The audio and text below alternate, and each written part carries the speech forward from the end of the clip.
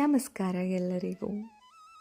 ಒಂದೂರಿನಲ್ಲಿ ರಾಜು ಎಂಬ ಬಟ್ಟೆ ವ್ಯಾಪಾರಿ ಕತ್ತೆ ಹಾಗೂ ಕುದುರೆಯನ್ನು ಸಾಕಿಕೊಂಡಿದ್ದ. ಕತ್ತೆಗೆ ಭಾರವಾದ ಬಟ್ಟೆ ಮೂಟೆಗಳನ್ನು ಹೊರಿಸಿ ಕುದುರೆ ಮೇಲೆ ಕುಳಿತು ಪ್ರಯಾಣ ಆರಂಭಿಸಿದ. ಮಾರ್ಗ ಮಧ್ಯ ದಣಿವಾರಿಸಿಕೊಳ್ಳಲು ಮರದಡಿ ವಿರಾಮಿಸಿದ.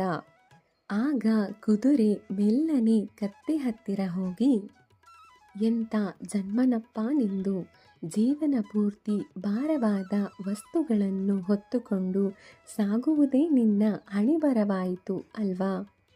ಇಂಥ ದುರ್ಗತಿ ಯಾರಿಗೂ ಬೇಡಪ್ಪ.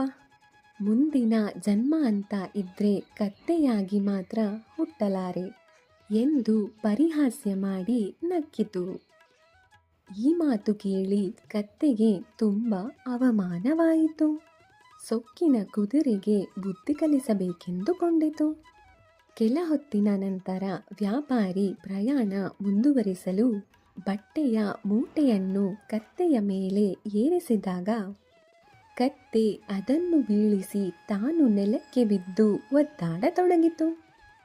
ಇದರಿಂದ ರಾಜುವಿಗೆ ತುಂಬ ದಿಗಿಲಾಯಿತು. ಅಯ್ಯೋ ಪಾಪ, ಕತ್ತೆಯ ಆರೋಗ್ಯ ಸರಿಯಿಲ್ಲವೆಂದು ತೋರುತ್ತದೆ ಎಂದುಕೊಂಡು ಆ ಭಾರವಾದ ಬಟ್ಟೆ ಮೂಟೆಗಳನ್ನು ಕುದುರೆ ಮೇಲೆ ಹೊರಿಸಿ ಪ್ರಯಾಣ ಮುಂದುವರಿಸಿದ. ಕತ್ತೆಯನ್ನು ನಿಂದಿಸಿದ ತಪ್ಪಿಗೆ ಕುದುರೆಗೆ ತಕ್ಕ ಶಿಕ್ಷೆಯಾಯಿತು. ಇದೇ ರೀತಿ ವಿಡಿಯೋಗಳಿಗಾಗಿ ನಮ್ಮ ಚಾನೆಲ್ ಮಾರಲ್ ಬೈಟ್ಸ್ನ ಸಬ್ಸ್ಕ್ರೈಬ್ ಮಾಡಿ, ಪಕ್ಕದಲ್ಲಿ ಇರುವ ಬೆಲ್ ಐಕನ್ನ ಪ್ರೆಸ್ ಮಾಡಿ.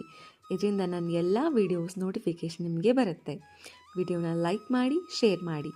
ಮತ್ತೊಂದು ಇದೇ ರೀತಿ ವಿಡಿಯೋ ಒಂದಿಗೆ ನಿಮಗೆ ಸಿಗ್ತೀನಿ. ಧನ್ಯವಾದಗಳು.